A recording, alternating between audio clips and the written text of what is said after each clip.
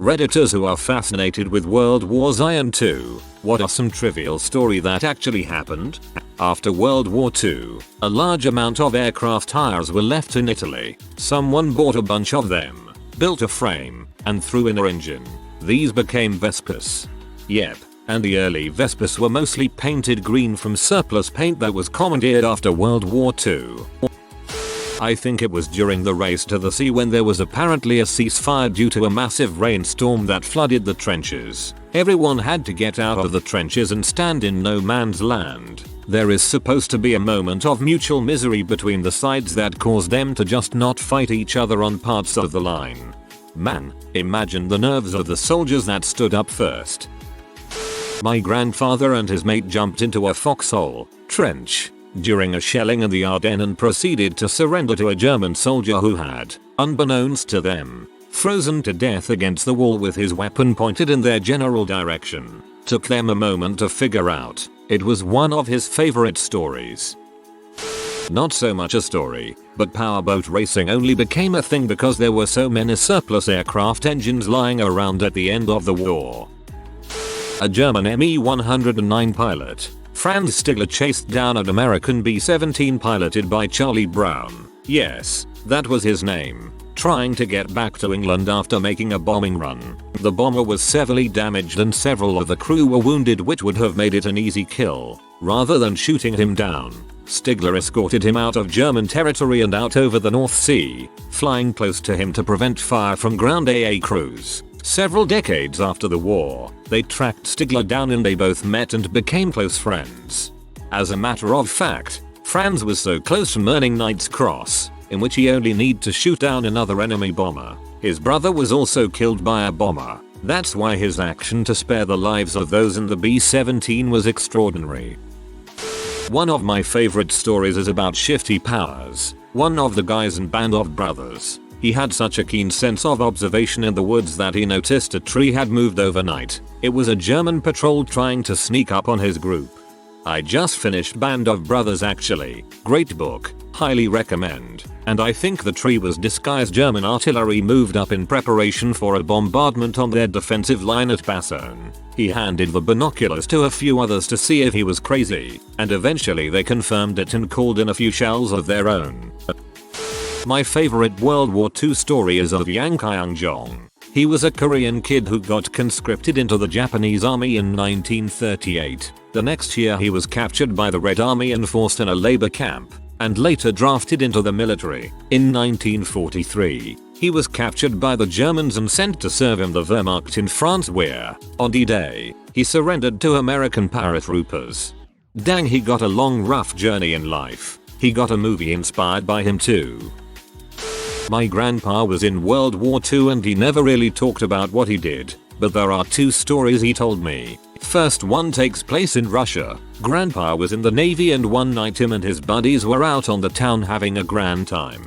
And now, Grandpa could hold his own, but he was 20 at the time and was still new to drinking. He got good and drunk, bought a white mink fur coat for my grandmother and then drank some more. While they stumbled back to ship, Grandpa slipped on some ice and that coat landed in the snow. A sober person wouldn't have an issue finding the coat, but Grandpa was quite wasted at this point and so were all his buddies. Plus it was very dark. They never found the coat, but I found out why he never drank champagne after that night. Second story. Grandpa couldn't swim. In fact, he was terrified of the water, so he joined the Navy. Anyway, while he was on ship, the entire 2 years, he wore a life vest. He wore it no matter what, even slept with it. The day comes that he can finally go home, and while he was walking off the boat he took the vest off and threw it in the water. It sank. I think these are about as trivial as you can get, but they're my favorite trivial stories from World War II.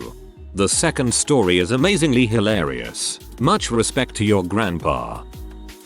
Here's something from the Southeast Asian theater, which hardly gets any attention anymore. My grandfather was born in China and moved to Singapore with his wife before the war, when the Japanese were storming through China in 1937. Well before any fighting happened in Europe or the Pacific, he was part of a resistance group gathering donations and funds from Southeast Asian Chinese to help their brothers up back in China. Fast forward 5 years and Japan invaded Southeast Asia. having easily pushed aside the British forces in Singapore who had bigger problems back home. Naturally, Grandpa was right up the Japanese kill list. One day, the Japanese MPs went to Grandpa's house to arrest him, but he happened to be running errands a couple of blocks down. Grandpa saw the commotion, knew he could not return home anymore. Rather than hide in the jungles or flee, he went up to another Japanese patrol and, in fluent Japanese, explained that he was a Japanese sympathizer and offered his services as a driver for the 3-year occupation.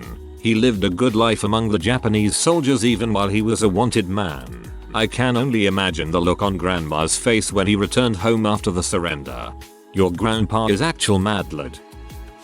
In my grandmother's neighborhood, women were hidden in false attics when the Japanese came to inspect homes looking to exploit them, and men would stay downstairs and create some excuse to explain why they were not home.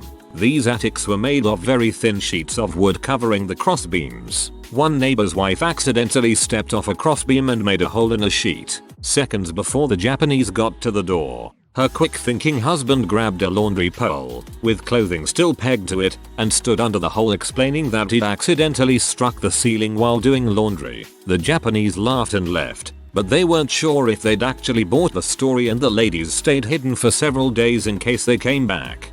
Here in the Netherlands, a lot of men hid in false attics like that 24/7 because the Germans told the men as slave labor to Germany. My grandfather didn't know his dad was up there because the Germans bribed the kids to rat out their fathers. I'm adding another story of my grandfather's just because I feel like it might actually be appreciated. The war had ended and they were moving back toward France but were still in Germany. They were moving through some town and heard what my grandfather called their Czech Charlie. I guess they were small aircraft used by the Germans to designate artillery targets at night. Anyway, this plane comes in for a landing in a muddy field behind a row of houses. Guy landed but nosed it and the plane flipped over at the last minute. They all go running over to see what the deal was, and this Luftwaffe pilot opens the door, upside down, and out spills hundreds of pounds of raw bacon. Dude decided since the war was over he'd bring home the bacon. Yes, they all ate bacon that day. We need more soldiers like him. Anyway, I'd love to read other references if there are any. This is an anecdote from a war memoir. I'm trying to recall what I can from memory. One day during the later days of the war, a Cromwell tank was out scouting ahead of the rest of his company, which is commonplace given the Cromwell is an exceptionally fast tank. The commander is sitting up in the turret, observing out the top hatch. It's Holland and they haven't encountered any Germans, so he's not particularly cautious today. After driving alongside an embankment, the tank suddenly comes up fire with numerous shells hitting the armor. It didn't blow them up instantly, but it was definitely bigger than a machine gun. Naturally, the commander's first instinct after getting inside is to instruct the driver to pull back and get the vehicle behind cover. When you're getting shot at, after all, you don't want to waste time trying to identify who just in case they're aiming an even bigger gun in your direction. You find cover quickly. Once they were safe behind the embankment, the commander hopped out of his turret and headed up on foot to the embankment to take a look and see who had the gall to shoot at him and his crew. In the distance, he spots a German anti-aircraft vehicle, which is driving away as fast as possible. It's basically a bunch of 20mm guns on a truck, which meant it could never have penetrated the armor of a Cromwell tank, and the commander is cursing his luck that he allowed the enemy to escape. As the commander returns to his vehicle, he notices the rest of his crew have all climbed out and are gathered around the front of the vehicle. Curious, he goes to see what has their attention, and when he arrives, he sees why. All across the front of the tank are 20mm rounds, embedded in the armor, sticking out line quills on a porcupine. Shells aren't supposed to do that. They're supposed to hit armor and either penetrate or shatter, or both. Puzzled by this mystery, the crew returns to base and the commander takes to one of the quartermasters about his tank's newest fashion accessories. The man looks up the tank's serial number and reports back the reason. Turns out, the Cromwell tank was actually just a training vehicle, which meant it didn't have proper armor. Instead of in 3 inches of hardened steel, they had much thinner, softer steel plating. It also answered the mystery as to why their Cromwell had always been so much faster than everyone else's. Surprisingly, the entire crew of the tank was adamant that they be allowed to keep it. After all, they had survived the war this long with that Cromwell. through all of France and Holland, without any injury. Clearly, this was a lucky tank. Nice one. This is one funny war trivia. My grandfather was in charge of cavalry horses during World War I. As soon as he made it to France, the Germans surrendered. He wrote back to his family, they must have heard I was coming. He also confided in my dad before my dad shipped out to Vietnam that a French woman offered herself to him in exchange for a blanket. My grandfather was also shipped over as part of the horse cavalry. Both he and my grandmother have passed away, but I seem to remember being told he didn't spend much time on horseback. A guy I take care of has lots of stories about his time in the war in the British Army. One story he tells is that on Gold Beach on D-Day him and his mates were hunkered down on the beach and a line of tanks was coming down the hill at them to drive them into the sea. He said he knew they were all goners and they were screwed until a Sherman tank came out of nowhere and blew up the one furthest on the right. All the German tanks turned to fight the Sherman and for over an hour the crew of that one Sherman tank harried the German tanks and they secured the beachhead. He said the Sherman was eventually destroyed and all of the guys inside killed, but that every night he prayed for them and thanked them for saving everyone. I hope that these men were somehow identified and given the proper recognition they deserve. Truly incredible. In India, the US troops who maintained, serviced and rebuilt the planes flying over the hump, the Himalayas, were told to scrap the trucks and jeeps they had at the end of the war, to keep the market for them good for Ford after the war. They had a contest of driving them off a cliff into a river, see who could jump out last. My grandpa always told me about flying over the hump.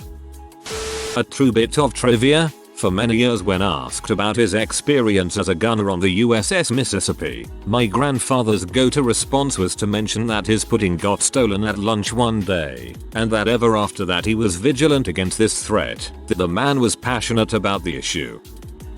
My grandfather served in the African campaigns. As part of his ration, he was given condoms. He used to use them to keep his cigarettes dry.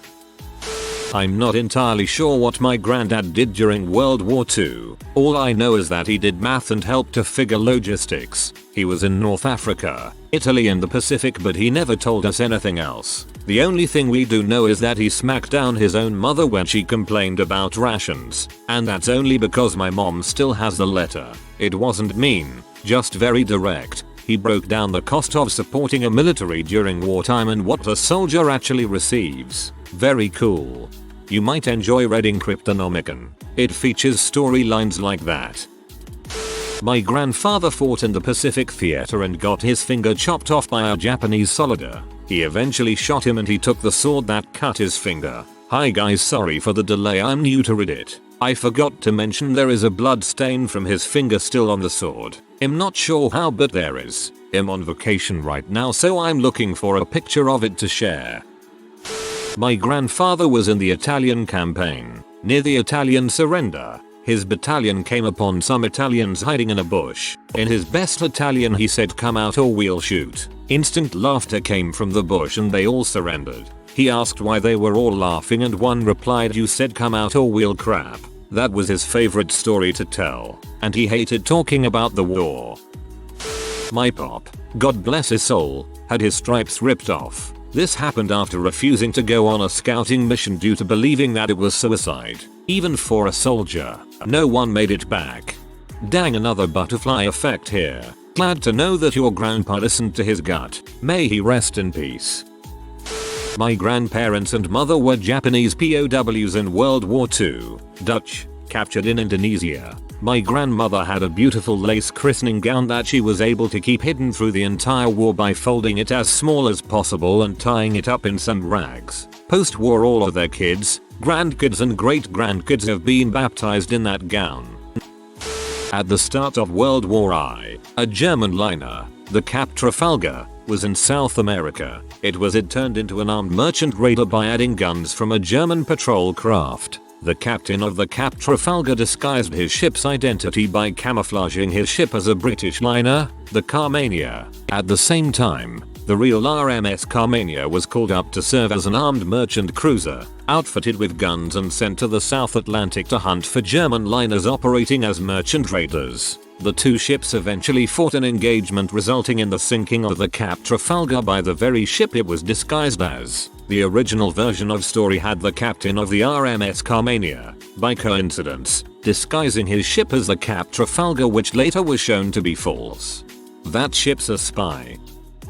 I always get a kick out of the efforts to trick Hitler into thinking the D-Day invasion was coming somewhere else. Inflatable and plywood tanks and planes were set up, so German recon planes would think there was an army where there wasn't. Also, Albert Göring, brother to Hermann Göring, head of the Luftwaffe, high-ranking Nazi. Albert, however, despised Nazism and spent the war working against them.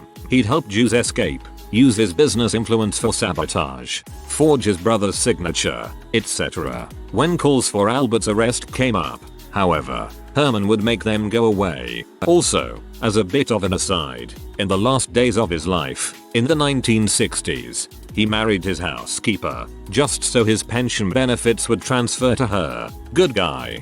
I like the case of talking the guy who died of pneumonia in Scotland, dressing him like a soldier and dropping him off the coast of Spain with fake orders saying the invasion was coming through Greece. When he washed up on shore, a Nazi spy in Spain took it up to his commanders and it was bought hook, line and sinker.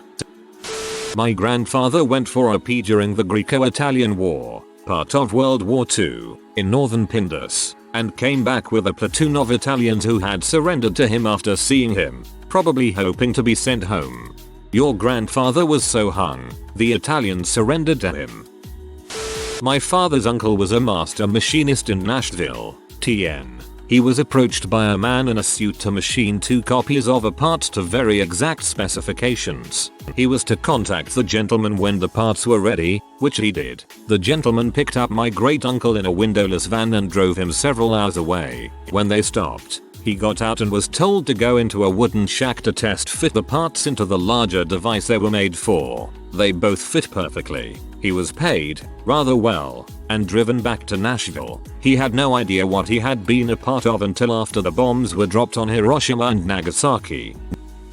My grandfather was a Canadian AA gunner. He landed at Juno Beach a few weeks after the initial invasion and tells a story of how they had just set up their gun when a German plane flew over and they shot it down. The pilot was a Canadian who had been visiting family in Germany when war broke out and he was pressed into service.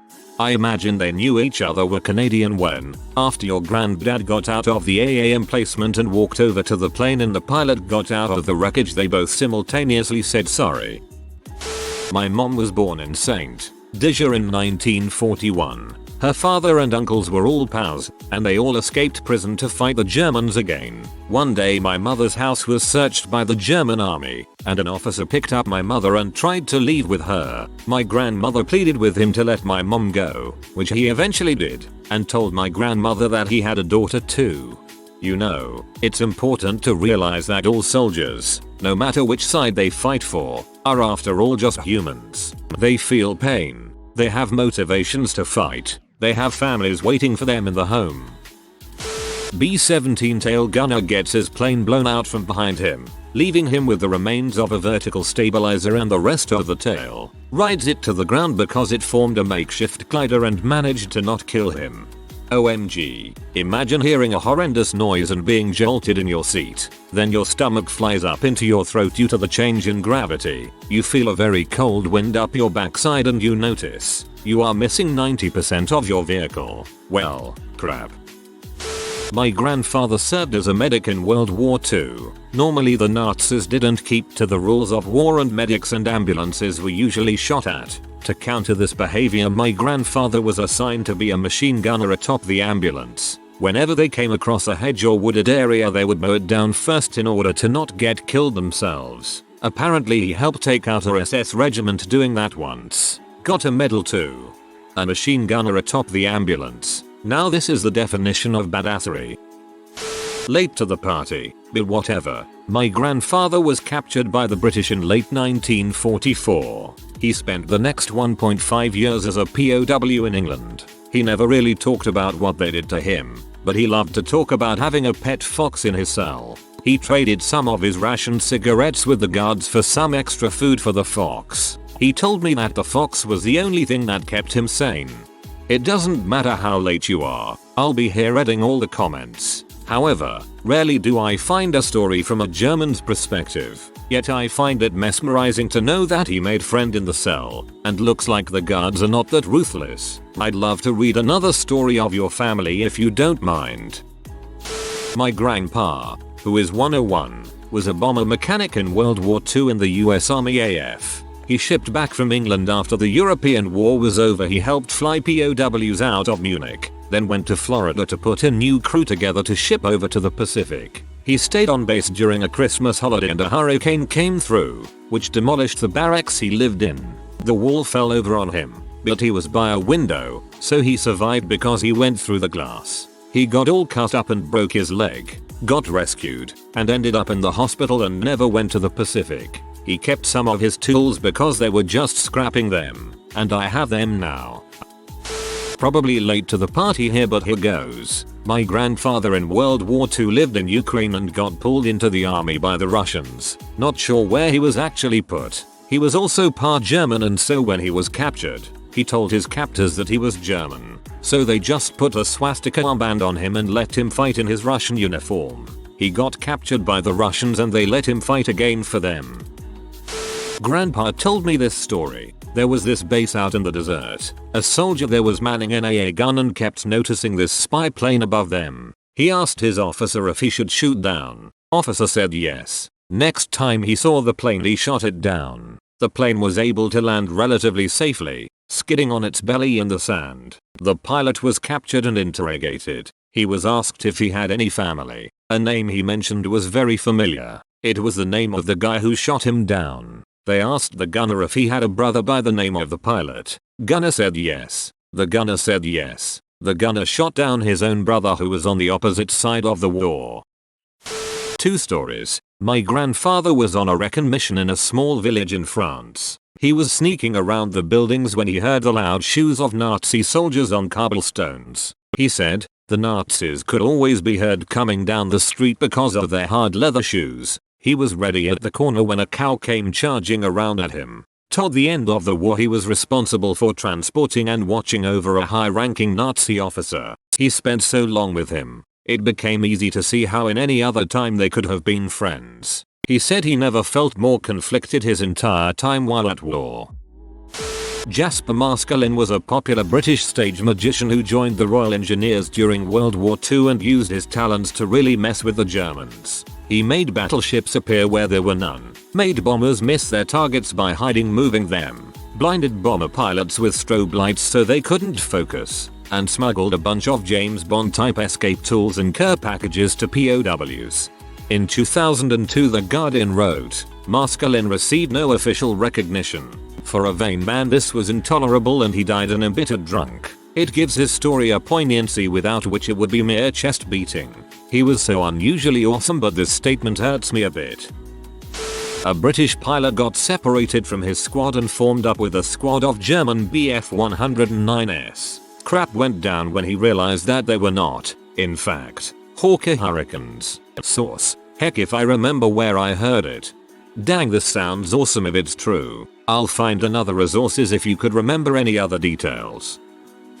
My grandpa was Polish and captured by the Russians when World War II broke out. He was put in some sort of gulag in Siberia and forced to go on barefoot marches through the snow and was pointlessly beaten. He eventually escaped via train and met up with the British Army somewhere in Asia, and then joined them. He fought at Monte Cassino in Italy in the 6th, or is it 8th Army under Montgomery. He moved to Scotland after the war and met my nan on the south of England and helped her escape an abusive marriage. That's where my family began. Since some personal stories are being shared, my great-grandfather was in World War I under a false name because he lied about his age. We don't know much about his service because he was severely traumatized. He was 16 when he was shipped out, and when he came home his hair was white, beyond him being caught in mustard gas at some point, leaving his voice raspy. And one other thing, his platoon was marching and found and stopped to sleep. He fell asleep right away, not really paying attention. When everyone woke up, they realized that they were sleeping at Richard the Lionheart's grave. My favorite story from my grandpa. He was a corporal, I believe, in one of the engineer regiments. Basically he would go to the front lines and set up mobile mechanic workshops in order to repair tanks, jeep, trucks etc in the battlefield. He told me a story that how one day he was underneath a tank carrying out a repair when he heard footsteps. He looked to the side and saw boots moving gingerly around the tank. German boots. He cursed himself for leaving his machine gun over by the workbench, so waited for the German soldier to pass by a little and then he slid out quietly from under the tank up behind the German soldier. His weapon? The very large wrench he was using to fix the tank. Bring the wrench to bear, he struck the German soldier and killed him stone dead. He didn't really finish the story with any further details. For me, he never needed to. I was his young grandson and I was enthralled by the story, made even more special by the presentation at the end of the tale of a pair of German binoculars that my grandpa took from the dead soldier, complete with a cracked lens from the incident. Now, like other posts here, I have zero evidence to back this story up. I have no idea if there would be an incident report or similar. I very much doubt it. I can't imagine they had time for that sort of admin on the battlefields of World War II. But as a young boy on my grandpa's knee, I believed it. And the young boy inside me now who still misses my grandpa believes it too. It doesn't really matter whether your grandpa's story is real or not. Having him there with you telling the story is enough to be proud of. If you are new to the channel, you can subscribe. I publish new videos every day. Until then, check another video.